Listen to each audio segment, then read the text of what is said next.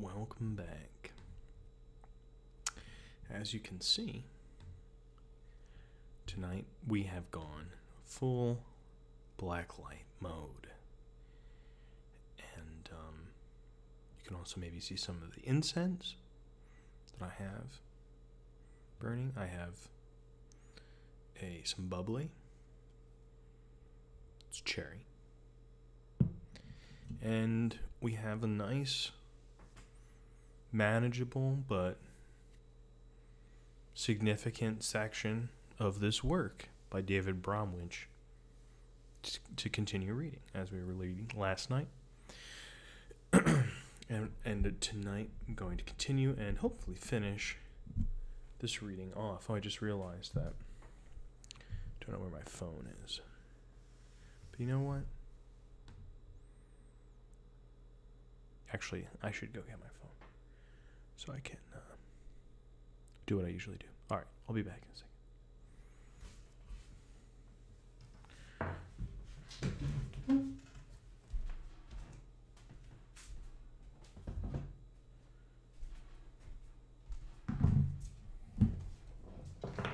I told you.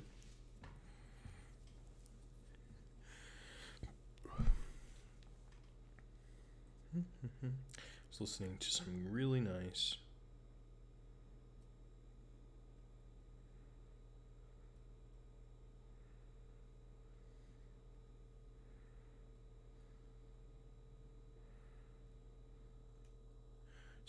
getting a text that I just seeing, but I don't think it's urgent. Though it might be, but if it is, then we'll find out.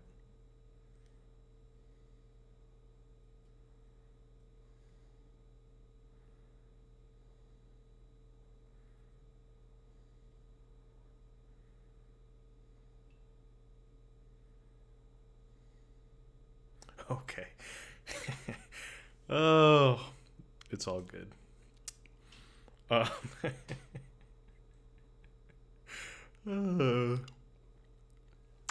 It really is not important. Well, it's important, but it's not what I thought it was. So all good, all in the clear. That was nerve-wracking, but all good, all good. Only good vibes here on Black Light Reading Hour, which someone reminded me maybe is like, they're like, oh, is it like a play on light reading? I don't think so. If it is, it's ironic because David Bromwich is not giving us light reading, but it is black light reading. So, welcome back. Yeah, I said I was going to start at 10, so everything's going well. It's all good. There we go. Word. Okay, wow. Sometimes you get those texts and you're worried you get a text or a phone call and you're like, you think it might be bad news. So that was the feeling I just had, and it turned out it's actually not even bad. It's really nice. So it ended up being totally opposite, but my body's catching up. So, all good. Well, anyway, welcome back to the stream. And, we're going to work on this reading and see where it goes from here. But so far, if you weren't here last night, we're reading this book by David Bromwich. Go to the title page. How Words Make Things Happen. David Bromwich is a Yale professor of literature. This is a series of lectures that he gave that is collected and, I assume, edited in some way into a book. And yesterday we read the preface of the book and a little bit of the first chapter, which is called Does Persuasion Occur? And one of the things that he's argued so far in this, the way I would put it, it's involved, it's plenty involved, I would say. But the basic idea is that speech or writing, language, words can be persuasive, but often they're persuasive not for the intended end that the person speaking or writing thought they would go to. And he gave us a bunch of examples, one of which was the essay by by Henry David Thoreau on civil disobedience became influential to Gandhi, which, if you know something about Gandhi, that makes sense. But that couldn't have been foreseen by Thoreau when he wrote that. So persuasion can't be imagined just in this kind of direct encounter between someone who believes something and someone who doesn't. It doesn't quite work that way. So maybe the reason we have such a bad kind of traction on what persuasion might look like or sound like is because we keep imagining the situation that's not the right one to imagine. So we were a little further on than this, I believe. Yes, here we were. So we're right up here, and you can go watch if you're really interested in this. I have put on, you can still on the VOD right now on this Twitch channel, but you can also go to my YouTube channel, Rhetoric Prof, and find the VOD from last night uploaded there. I didn't edit it, I just threw it up. I might put in some timestamps, but I haven't done that yet, so it's just kind of there for now. But if you are reading this, and if you are reading this as someone in my class, you can follow along because you can look at what page it is, and you can see that I kind of, not doing it in a very disciplined way, but I kind of highlight usually the area that I am reading or somewhere around there, or at least my cursor's hovering near there, and then I comment on it as I go. So that's kind of how this works. That's pretty much all there is to it. And if you're here and you want to talk about what we're reading or what you're thinking about it, or anything like that, please just say something in the chat and I'll respond because I am looking at the chat now that I have my phone. Okay, let me just make sure the final text here is all good. Okay. All right, that's very interesting. Okay, but anyway, back to the reading. Back to it, we just started. Common sense affords a clear enough idea of our reasons for using words to communicate. We want to be sociable and to be understood. Reductionist accounts of meaning come from supposing that these reasons explain more than they do. So what do you mean by a reductionist account? If you call someone an account reductionist, you're not just kind of naming it, you're accusing it of something. To reduce something might be good. You might reduce a wine sauce and it might become more rich or something like that. But to be reductionist is to over-reduce, is to oversimplify. So reductionist accounts of meaning come from supposing that those reasons explain more than they do. An author, it is said, produces words that intend a certain sense and effect. A reader of the sort the author had in view understands and rightly interprets those words. It's just kind of like, things are going well account. Doesn't explain much. And their sense is approved or admired in accordance with that understanding. Words are thereby used to satisfy an implicit contract, an agreement between, I feel like we read maybe this part too, an agreement on the terms of proper understanding which author and reader might recognize if they were at once spelled out. Yeah, we did read this part. Okay, I'm going to skip ahead a little bit further. Or did I read this part in stream or just to myself? Okay, wait, I'm going to keep going then, because I don't remember. Words are thereby used to satisfy an implicit contract. We did that. The view of purposive adequacy of language derives ultimately from Aristotle's rhetoric. Persuasion is valued there for its conveyance of situated judgment and deliberative partiality. I borrow the phrases from Brian Garston's excellent study of rhetoric and political thought, Saving Persuasion. Aristotle believed that, that's just some book. Aristotle believed that rhetoric could be technical art of deliberation, writes Garston, insofar as it studied the internal structure of public opinion, looking for deliberative pathways between various beliefs and emotions. This idea of the internal structure of public opinion is kind of interesting. The structure of public opinion. Isn't public opinion just an aggregate of what people think? Well, if you think about it like that, like pollsters think about it, it might look that way, and there's nothing more to inquire into other than what is public opinion on question X, question 14 on the list. But if we think about public opinion as a kind of effect, or a kind of situation that is related to all sorts of other complex things about social life and about how media environments are set up and political situations and what's actually happening in people's lives, all this kind of stuff. How people imagine things, stories they tell themselves. It's kind of almost infinitely complex. So there are different ways of thinking about public opinion. The rhetorical way of thinking about public opinion gives it a lot more complexity than if you're used to maybe a political science view of public opinion, where it's maybe you're interested in it because you're interested in how to manipulate it, or you're interested in public opinion by kind of historically, like what has it been, what does that mean that we are now? But rhetoric is maybe interested in changing public opinion sometimes, but also understanding how it comes to be in its fullest sense. The rhetoric describes 4 such pathways an orator may follow to plant conviction in his listeners. There's an ethical appeal. I hate this language of appeal. I mean, we can't do much better in English maybe than this kind of stuff, the ethical appeal, but I think that gets it all wrong. But he's here not saying the argument that he believes in. So this is a kind of version of Aristotle's rhetoric that is accepted, but maybe is not the most interesting or really even faithful reading. But okay. There is an ethical appeal which relates to the stature and moral of the speaker, and there is an affective appeal which bears on the accessible emotions of his listeners. Also on Aristotle's list are valid argument and apparent argument. That is an extended false inference or a lie skillfully told. Now you might say, yeah, it's exactly the kind of stuff we don't need. The generous final category, apparent argument, can accommodate the delivery of an insincere but expected comfort by the reader, understood as the speaker does, whereas he doesn't want it to be understood. Of course, there is another possibility. The speaker may not know exactly where he stands, and his words may expose his ethical posture more vividly than he realizes. Yeah. I think this happens a lot. I'm trying to think of a good example of when this happens. And I don't want to kind of name a speech that just happened in my class, so that's what I'm thinking about, because it's like, it's potentially traceable to someone who would actually know it, and I don't want to kind of like insult somebody. And it wasn't because it was too bad. It was just something that comes to mind. But I'm trying to think of maybe a public example of where this happens. Well, I used the example yesterday of Mark Zuckerberg introducing his VR technology right after Hurricane Maria. And I think that might be another, like, and using that as the backdrop for his cartoon VR technology. Those videos went over like a lead balloon.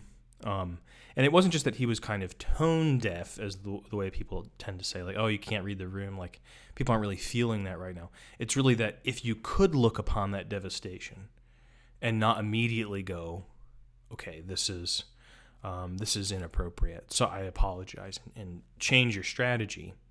If the sight of it doesn't do it to you, then it kind of does say something like the ethical posture that Mark Zuckerberg was taking in his relationship to this technology, of being like, look how much access, like his view of the technology itself was already kind of closed off to the possibility of seeing things. And it didn't speak well to if he's the salesman, the spokesperson for this way of being in digital environments, not very persuasive for that ethical reason.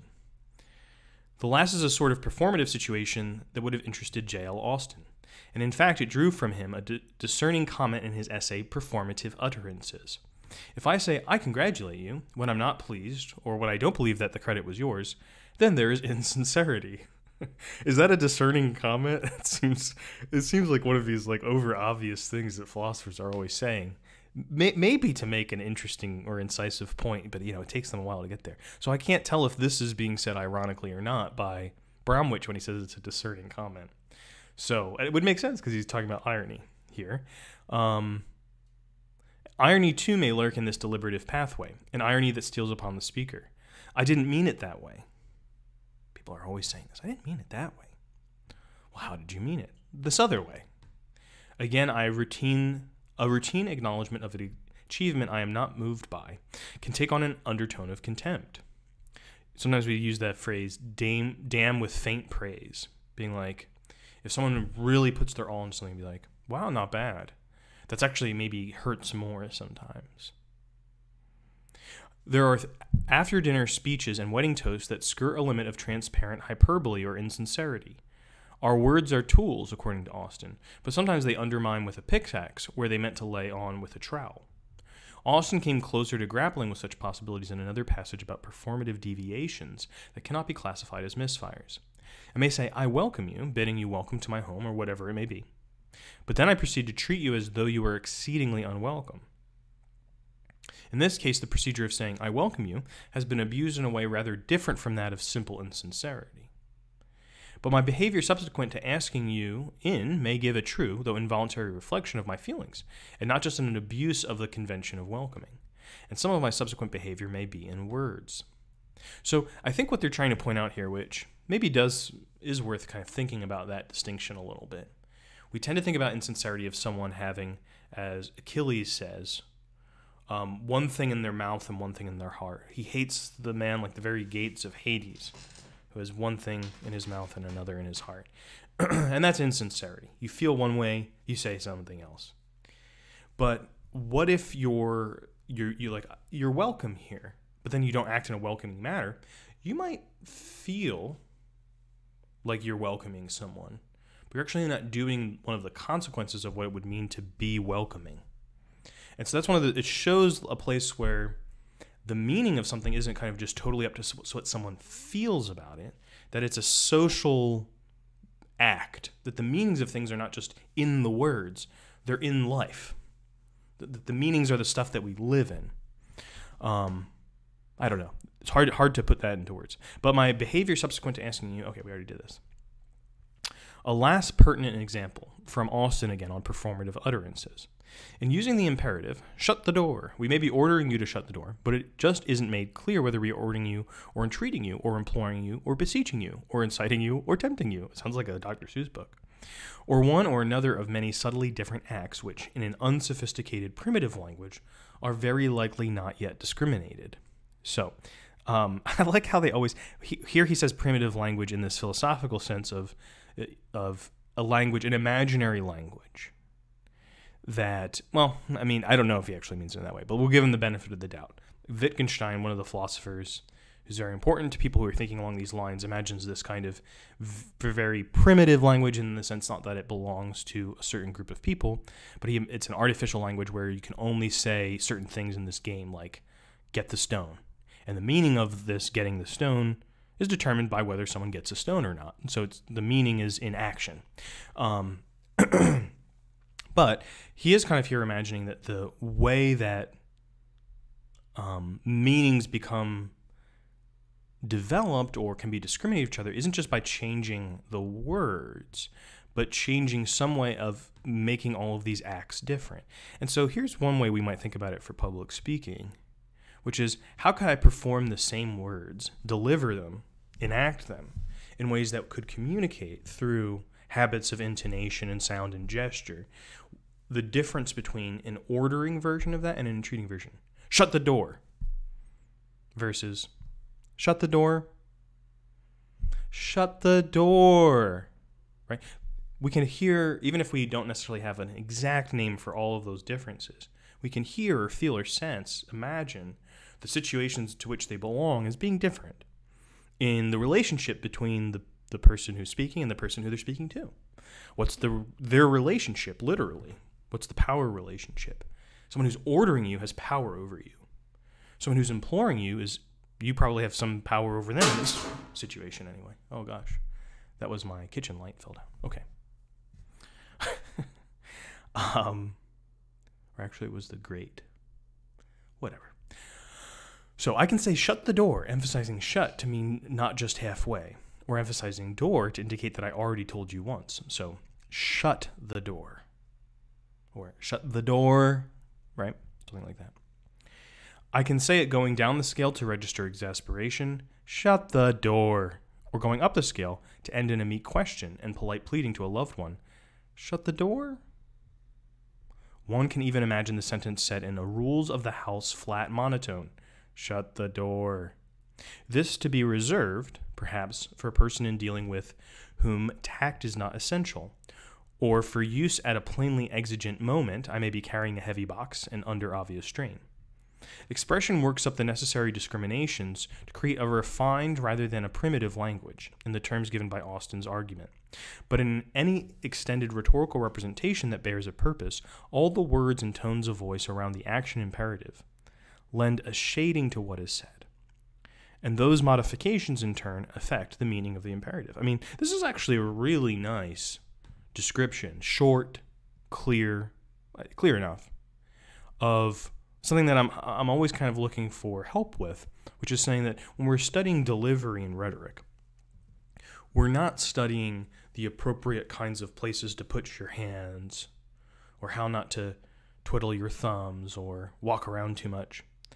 That's from a model of people, and many people fall into this, not because they're unintelligent, but because we haven't had a great tradition of teaching this stuff for a long time, where they're like, we have to correct what is bad.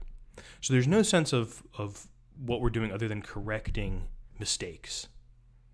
There's bad delivery and there's good delivery, but it's very clear. It's very clear. I mean, there's a couple ways to point out why that's inadequate, to put it mildly. It's very clear that someone can do do none of the bad things, right? They can make eye contact, can stand in one place, they can speak with a loud voice, they can do the right intonation, and still have a delivery that feels flat or off or wrong. Because delivery is about meaning. It's an interpretation of a piece of music, or it's like an interpretation of a piece of music, which is an analogy I often use of like you can hear someone play a piece of music, and they don't play any of the notes wrong, or they don't get the rhythm wrong or something like that, but it just feels flat or dead. And you hear someone else play the piece of music, and maybe actually they interpret it even more loosely, so that someone who's looking directly at the score might even say, oh, no, that's the wrong note, or something like that. But it feels much more alive. It makes sense. It actually makes more sense. You're like, oh, now I understand why that's the second movement. Like, things start to click in a different way, or in a new way, whatever. So that's what we're trying to get to with delivery and practicing that. But yeah, he's saying, like, obviously this is affecting the meaning, that all those little modifications between, and this is a useful thing from Austin actually. Entreating, imploring, beseeching, inciting, tempting. They're all kinds of asking, but they have differences, and we have to be able to hear them and also perform them. Austin started from a premise that his book, How to Do Things with Words, could have taken from Aristotle's rhetoric. We can describe and catalog the uses of persuasive words in much the way we write natural history, since the actions and events in question look to attain a particular result by calculations of probability. Excuse me. It is a sensible premise, with which I agree, and I will begin therefore by assuming the utility of a similar behaviorist approach to linguistic service. Now this is an unexpected turn given what he just said. And I can't tell how much irony he has, and I have to read more to figure it out. But he says a behaviorist approach. I mean, in some sense this piece is probably replacing deterministic screens in my syllabus for public speaking. And Burke's whole work is aimed against the behaviorists. I mean, if he has one major enemy, Kenneth Burke, and if you're not familiar with Kenneth Burke, that's okay. I have other videos on this channel, if you're watching this on YouTube, about Kenneth Burke, so you can check those out, a couple on deterministic screens, and I'll probably do some more in the near future, I think, about Kenneth Burke. But he really didn't like behaviorists, and B.F. Skinner maybe is the most famous behaviorist. Behaviorism is kind of it's one of those weird things. It's like a dead theory of psychology in the sense that nobody calls himself a behaviorist anymore, but it also won a lot of fights. It won a lot of debates, and that's how you, again, really win a debate, is that nobody remembers that it was a position. It's just common sense. It just becomes common sense.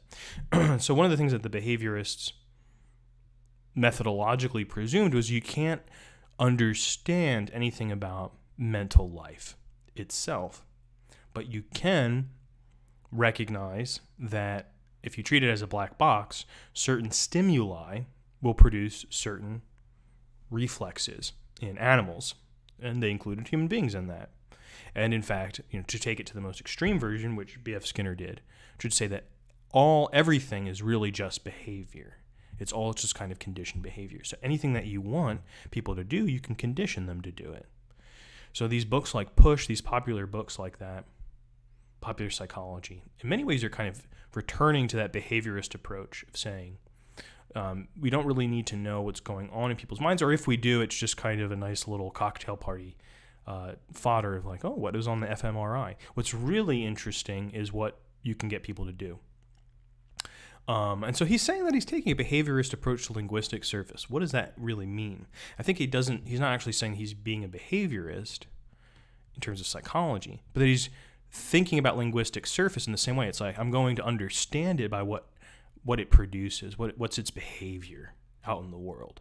So he's being kind of playful, because it's almost the opposite attitude that behaviorists would have taken to language, but he's describing it as a behaviorist one. So lots of Lots of irony. Maybe, or maybe I'm misreading it. Words are always adequate before they are more than adequate. The one thing we must not suppose, writes Austin, is that what is needed in addition to saying of the words in a performative utterance, the performance of some internal spiritual act. God, he really said that, huh? Of which the words then are to be the report. Okay, wow. That's wild that he said that. The performance of some internal spiritual act. Like, what does that even mean? The saying is itself the act. It is not a description of an act. This was accepted doctrine, too, among the advanced literary critics of the 1940s and 50s, Emerson, Blackmer, and Burke. Oh, no. Kenneth Burke? Did he think that?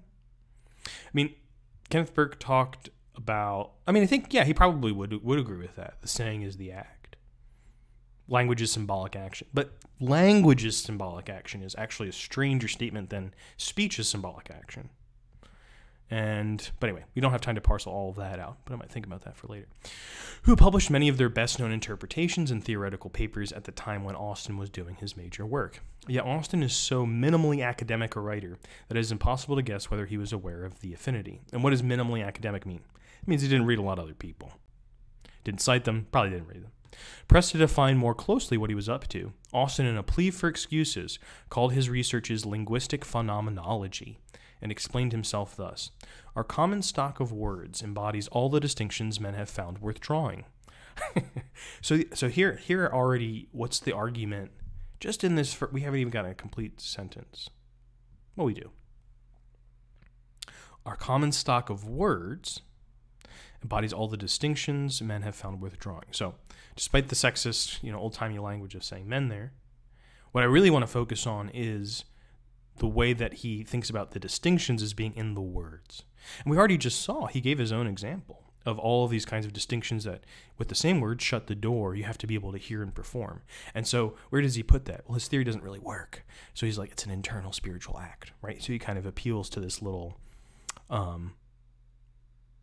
deus ex machina that makes, it's kind of like the, what's it called?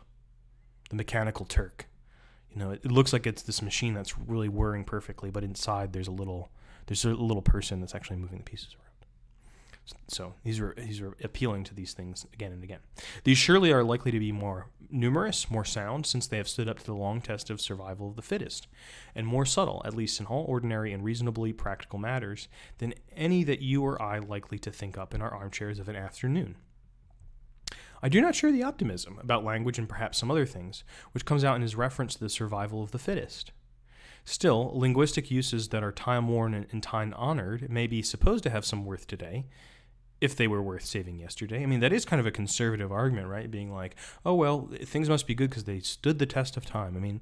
It's one of the worst arguments out there, but people use it a lot for things. I've heard it in many different contexts.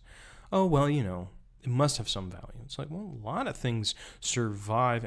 Something being the fittest, obviously people have abused that metaphor since the first person who thought of it. People have abused that for all sorts of things to make that a moral idea. It's just like, it's not really what evolutionary fitness proves. It doesn't prove that you're better. It proves that you're able to reproduce and survive to the next cycle of reproduction. That's all that it means, right? These tools provide equipment for living, as Kenneth Burke called them. But it can sometimes seem that the tools have a life of their own. Are we saying, Austin writes, that he took her money, or that he robbed her, that he knocked a ball into a hole, or that he sank a putt, that he said done, or that he accepted an offer? How far, that is, are motives, intentions, and conventions to be part of the description of actions? Burke's position on this was very clear. He's like, unless you have motives, intentions, and conventions like that, you're not describing actions, you're describing motions. So if I said he walked to the store, I'm implying that he was trying to go there. If I say he moved from his house to the store, well, then I am describing it as motion. But also you'd be like, why are you saying it in that weird way? All these descriptions are tags that can be shown to be rightly or wrongly placed. But that only holds true so long as we are concerned with the commonest of conventional actions. He took her money may mean that he robbed her, when, for example, we were describing a hustler or a contriver of a Ponzi scheme. when, that is, our description has reference to the qualities of an agent or action. But to a great extent, words themselves, the minute distinctions between expressions as closely adjacent as Austin's examples, are the best evidence we have of intentions at odds with avowed motives. Conventional meanings may be dislodged by the pressure placed on a conventional expression, and so an act of persuasion often drives beyond a speaker's conscious will. This may have been the case, as we shall see, with Abraham Lincoln's use of the phrase, "I do not expect," concerning the possibility of civil war in 1858. Hope, predict, expect are borderline performative words, and of all of them, expect is the most susceptible to irony, just because it is the most neutral seeming.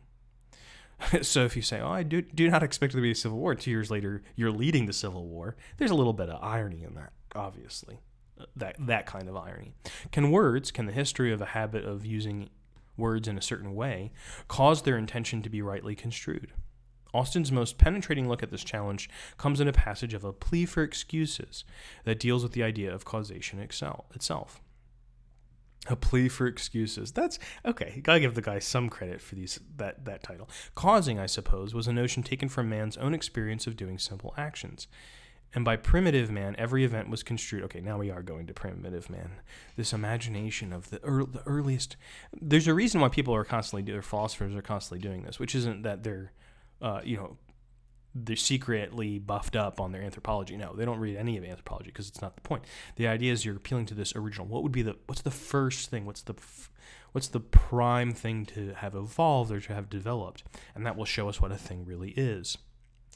Now, many other philosophers, more recently, have argued that this is a fallacy of sorts, the fallacy of appealing to the origins. If we know the origins of something, we know the truth of the thing doesn't necessarily follow, or what the thing is really or naturally like. Things can change in time, and that doesn't mean that the things that they get later are worse than the things that came earlier, or anything like that. So, but anyway, that's what he's doing here. And by primitive man, every event was construed in terms of this model. Every event has a cause, that is, every event is an action done by somebody. If not by a man, then by a quasi-man, a spirit. When later, events which are not actions are realized to be such, we still say that they must be caused, and the word snares us. We are struggling to ascribe to it a new, unanthropomorphic meaning. Yet constantly, in searching for its analysis, we unearth and incorporate the lineaments of the ancient model. That's an interesting idea. I mean, it's interesting in that he's saying that what comes first, or like the idea of cause, is really the idea of motive disguised, and kind of, rather than being like, oh, things are caused when they're not motivated. He's like, no, it's the other way around. Motive is the first idea. It causes its general name, and we only come to the distinction later. That seems plausible to me. So it would seem the genealogy of usage brings us close to a genealogy of illusions. We are in the habit, which belongs to the conditions of our nature, of making coherence out of a story that may not on its face promise comprehension or even offer much coherence. Why do we think that the world ought to make sense to us? There's no particular reason why it would have to be sensible to us. But in literature, as in common experience, something in us wants to take the word for the deed. Accordingly, we take the thing that the word says it is for the word's sufficient sense. We may even do so when the feelings that the word evokes are telling us something quite different. Okay. Similar idea that we've already talked about. The word not being the kind of real site of meaning, but we take it that way, being like, oh, it's in the word. The ordinary idea of persuasion, to repeat, asks us to presume a speaker and a listener brought into accord by an adequate expression. A very different picture of communication between speaker and listener, or between author and reader, emerges from Donald Davidson's essay, A Nice Derangement of Epitaphs. The interpreter comes to the occasion of utterance armed with a theory that tells him, or so he believes, what an arbitrary utterance of the speaker means. When they say an arbitrary utterance, here just means any utterance. Any old utterance. I'm coming, I hear you, I have a theory in my head of what it means that you would say anything, because I know a language or something like that. This is this kind of philosophical account. The speaker then says something with the intention that it will be interpreted in a certain way, and the expectation that it will be so interpreted. In fact, this way is not provided for by the interpreter's theory. The speaker is nevertheless understood. The interpreter adjusts his theory so that it yields the speaker's intended interpretation. The speaker has gotten away with it. The idea of transparent conveyance of meaning has here been surrendered, but the desired result, a mutually agreeable understanding, is retained on other terms. This is felt to be sufficient because it can be checked by later communications between the same speakers. Is that what you meant? Shut that door. Okay, got it. This is felt to be sufficient because it can be checked by later communication. Davidson leaves room for the sort of ambiguity between intention and understanding that Austin showed little interest in. But the idea of an after-check doesn't help much, after all, in reading imaginative works where we are given just one set of signals to mark the cumulative contact between reader and author. Well, what are those set of signals? The words in the book. Right? He's using this kind of overcomplicated language a little bit, I think, to kind of try to show it's a bit silly to put it all this way. But he's both kind of taking it seriously and ironizing it. One of these things that good writers can do. It is a comparatively unusual experience to reread an author and find him saying yes, where we thought he must be saying no. And yet it does happen. Interpretations of literature, in any case, issue from a single extended and always deepening impression, and not from discrete acts of reading that we can regard as separate events. An author's attempt to convey a powerful feeling, whether in the form of a named passion, such as indignation, or a not yet nameable passion, may carry a new effect into the world. Jameson talks about, in one of his books, the boarding house smell. Zola, the French novelist Zola, talks about the boarding house smell. I think it's maybe one of the French novelists, which is not like a smell that's like lavender that you could name. That's maybe readily accessible, but certainly it could be the name of a smell. So you can name or coin or mint new things. Same things with passions. We could say, recently I've been talking to somebody about the Sunday Scaries, which was kind of a newly minted passion for me not so many years ago when I was teaching a class and students started talking about it. And now I'm like, oh yeah, I know what the Sunday Scaries are, because I've been in an environment where this gets talked about and thought about and discussed enough, and the things that give rise to it are some kind of commonly experienced, that I think I know what it's referring to. But the first time I heard it was like, what? Why Sunday? And I'm like, oh, because it's the day before you have to go back to work. And it's this feeling of anxiety about what that means, or did I prepare enough? All these kinds of things. That specific feeling. Any true account of such effects must allow for an element that evades the understanding, the quality that makes it impossible to say in response to a work of literature, I agree. Plato, who saw this truth about writing, asked in the Phaedrus why the words of the great poets and orators, if you question them, maintain a solemn silence. Words, he concluded, that come to us finished and framed should never be trusted, since they are both mystifying and irresponsible. That's a pretty funny way to put Plato, where he's like, he usually seems to be praising the thing that's eternal and immutable. But here they're like, oh no, if the words are already finished, then that's when you can't trust them. That's an interesting slant to Plato. He does kind of seem to say that, but maybe with a different attitude than it's being communicated here. If you ask them anything about what they are saying, if you wish an explanation, they go on telling you the same thing over and over forever. Once a thing is put in writing, it rolls about all over the place. If you imagine, it might not roll anymore, but it might have back then. It rolls this way, rolls that way, falling into the hands of those who have no concern with it just as easily as under the notice of those who comprehend. It has no notion of whom to address or whom to avoid. The book doesn't choose its audience, or the scroll, or whatever. In the same dialogue, Socrates compares this defect of rhetoric with the virtuous readiness in reply of the masters of dialectic. Did I read this whole thing yesterday? Anyway, if I did, sorry. A discourse which is inscribed with genuine knowledge in the soul of the learner. A discourse that can defend itself and knows to whom it should speak and before whom to remain silent. By contrast with dialectic, rhetoric is literally arrogant. It arrogates a privilege to itself, presumes the nature of the question under discussion, and shrugs off any justification of its procedures. Plato is working to combat the prestige of sophists, public speaking teachers, lawyers, and demagogues, as well as poets. Most of all, he was interested in denying their claim of knowledge. It was in response to this challenge that Cicero in De Oratore chose not to praise the linguistic dexterity, but rather the civic virtuosity and responsiveness that might be encompassed only by the orator. According to the younger participants in that dialogue, and they can cite for corroboration the fame of the speaker they most admire, Crassus, the orator stands to the city in roughly the relation we may suppose a conductor stands to an orchestra. I mean, isn't that the worst way to imagine the orator being like, oh, I'm conducting the polity? And that's so awful. And does anyone believe that anymore? I hope he's not going to just kind of champion that view. That would be a really disappointing ending to this. I might tell people to just stop at page 16 if that's where he goes. The interlocutor of Crassus in this dialogue is Antonius, a civic-minded worker in the Roman courts of law, who offers no such analogy, but simply lists the desired attributes. In an orator, we must demand the subtlety of the logician, the thoughts of the philosopher, a diction almost poetic, a lawyer's memory, which is a strange one now. You're like, a lawyer's memory? I guess still that's kind of true in a different way. But just memorize all of the law. A tragedian's voice and the bearing almost of the consummate actor. And this is maybe probably the most famous thing from this dialogue by Cicero, De Oratore, or On the Orator, is that the orator is imagined as like the completely educated, we might say, the completely educated human being. This is what the orator is. They have to be able to do all this stuff, and it's so impossible, and guess who's the only person who can do it? Cicero. So, it's a little bit of self-advertisement, too. The quality of endless versatility that threw doubt on the claims of the rhapsode in Plato's Ion is turned to advantage in this characterization of the orator.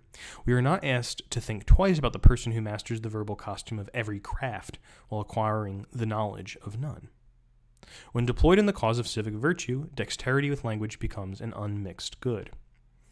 So that's the view he's ascribing to Cicero. Does he accept that? Probably not, if he's saying it in that way. He's leaving a little bit of room for doubt there. We are given to understand that Antonius excels at the lower forensic oratory of the courts. When subjected to his honest scrutiny, the metaphors deployed by Crassus, the grand public man, are shown to be buried metaphors uncomfortably close to cliché. And under the glare of interrogative challenge, the trite figures of speech wither and retreat into non-meaning. Deliver us out of our woes. Deliver us out of the jaws of those whose ferocity cannot get its fill of our blood. Suffer us not to be in bondage to any, save to yourselves as a nation, whose slaves we can and ought to be. I pass over woes in which, according to the philosophers, the brave can never become involved. I pass over jaws, out of which you desire to be delivered, for fear of your blood being sucked out of you by an unjust judgment, a thing which they say cannot befall the wise. But slavery, did you dare to say that not yourself only, but the entire Senate, whose interests you that day were upholding, could be slaves? Notice what has happened. The call for deliverance led naturally to the most lurid answer to the question, delivered from what? What indeed, if not the jaws of a predatory beast? So he kind of takes a word and he's like, oh, that word that somebody else said is really a metaphor. And here's what the metaphor is. And that changes the meaning. So it's like meaning, he's changing the meaning through interpreting it by kind of actually performing fidelity to the meaning. Like, I'm even more faithful to the meaning. And I'll show you what it means. But it really changes how people think about what it means. The careless but serviceable trope cleared the way to impute a slavish disposition to anyone who would submit, for people must have become slaves already or must stand in peril of sinking under the thrall of dictatorship if they can never be summoned except by the call of an inspired orator. And yet it is conscious republicans of all people who shouldn't be lightly characterized as slaves, and statesmen who think their lives mortgaged to the public trust should not be supposed to suffer woes from the prospect of a temporary failure. Antonius goes a step further in his interrogation of the stock figures. Can virtue be a slave, Crassus, according to those authorities of yours, whose maxims you include within the range of the orator's knowledge? And as for your further pronouncement that the Senate not only can, but actually ought to be the slaves of the nation, could any philosopher be so unmanly, spiritless, and weak? Not good things if you're a Roman, to be any of those things. So resolved to make physical pleasure and pain the standard of everything, as to approve of this suggestion that the Senate is in bondage to the nation? I mean, you can see it's just like this, it's this attitude of being like we ought to serve. I mean, literally the word servus is Latin for slave. So we say this, we ought to serve our country. I want to serve my country. But you could say, it'd be like, oh, should our country be full of servants? Is that the kind of country we want? So it's that way of valuing that kind of position that Nietzsche called slave morality. And you see this kind of reevaluation of this in the Christian Gospels, where Paul starts talking about being slaves in Christ. That being the slave of God, or a servant of God, people will still say the word servant, they won't say slave, especially in this country, for obvious reasons. But that's a way of being virtuous. Is it, or is it not? And that's what this redescription is turning on. Obviously, in ancient Rome, among this patrician class of people, you could see that there would probably be lots of opposition to that being a value. But surely Crassus never thought that the Senate should be in bondage to the nation. The truth is that the famous orator, seduced by the words that would likeliest move his listeners, turned himself into an unthinking demagogue when he talked that way. It might be fairer to say that a reflex assumption, almost inherent in the stock phraseology, triggered the false attitude. So it's like language convinced him. Yeah, we start thinking in a phrase and in a habit, and that is what persuasion is. It's that habit of thinking that language finds in us. But it can be changed and flipped around, not by just some different idea, but by going deeper into that language. What does it really mean? And I think that's, for me, a more compelling sense of how persuasion tends to work. It tends to be kind of not from something completely different, Monty Python Flying Circus style. Here's a totally different thing you haven't considered. Here's some new information. That's not really usually where, at least serious persuasion, new information might be important to me if I'm kind of loosely tied to something. But if I have a conviction, I feel like I have the right information. So usually it's the meaning of that conviction, the meaning of what I base that on, that needs to be appealed to, rather than just kind of denied or ignored. Somewhere under these criticisms of detail, however, may lurk the polemical suggestion that the orator is by nature well acquainted with involuntary servitude. After all, he is a speaker whose livelihood depends on his audience, and this requires the sort of wheedling for patronage and votes that the dialectician, that is the philosopher, has somehow managed to get free of. If any defense is available to the orator, it must be related to his claim of a kind of civic carriage. And this applies most of all to the forensic speaker, the virtuoso of courts and tribunals. So before, in these ancient systems where rhetoric is being developed, most of it tends to be focused on forensic speaking, which is speaking in courts, because there are not professional lawyers.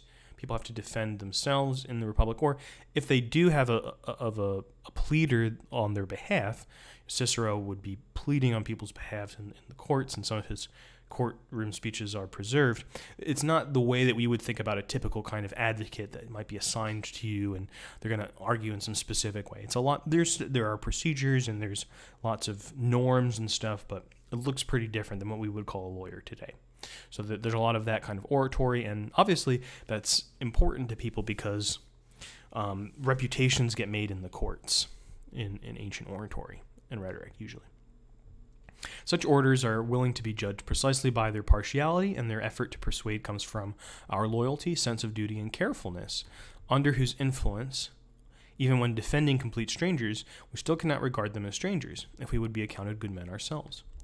The sense of the duty of justice to strangers is an ingrained principle of civic morale, and a principle likely to shoot forth in inspired moments of indignation that get the better of the speaker.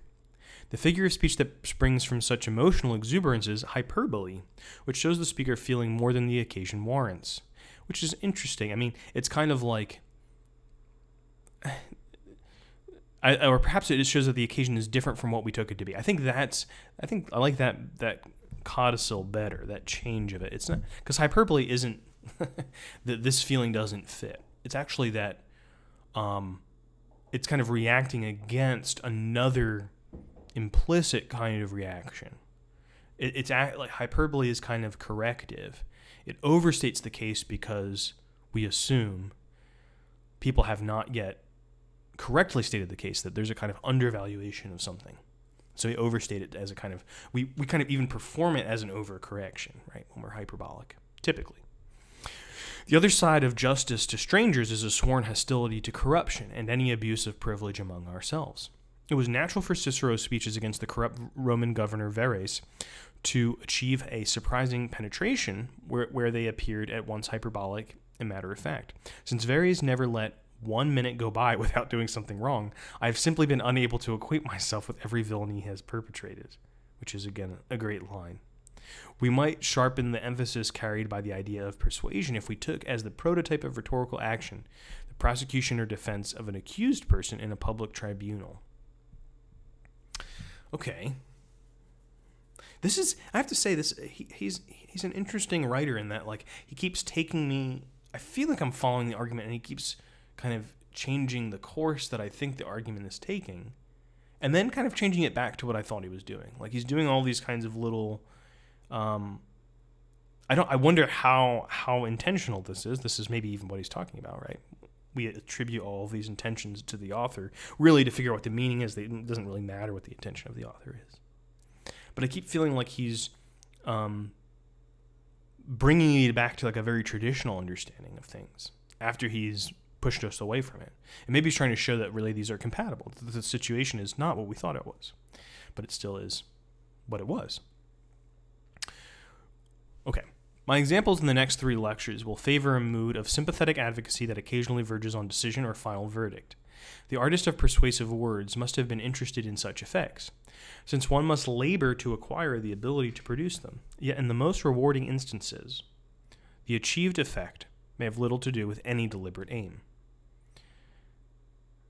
In the most rewarding instances. I mean, I think I like that.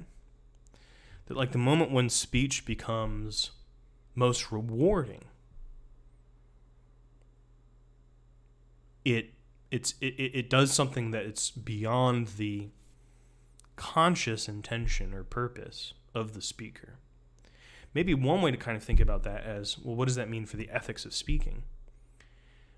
Is to trust language and discourse enough, or to trust a certain kind of sense of it to know that it has powers beyond you, which maybe does sound a little bit religious. And there's a reason that divination and divinity come from an idea of interpretation.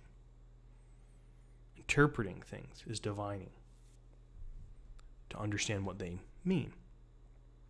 Words originally designed for a purpose can stir readers to feel a sensation, including or implying sympathy, that outruns the settled purpose of the words, and that has no correlative in action. No objective correlative, we might say. Screw you, T.S. Eliot. And here, it seems, is a point of possible agreement among the ancient and modern rhetoricians, Aristotle, Cicero, Burke, and Austin. A reader always comes to particular words armed, and it's interesting that Austin is now a rhetorician, but okay, sure. Armed with an idea of what the words are likely to mean. But whereas the speaker in an everyday transaction has something in the belief that it will be interpreted in a certain way, and with the expectation that it will be so interpreted, and we already talked about how expectation is like setting yourself up for irony.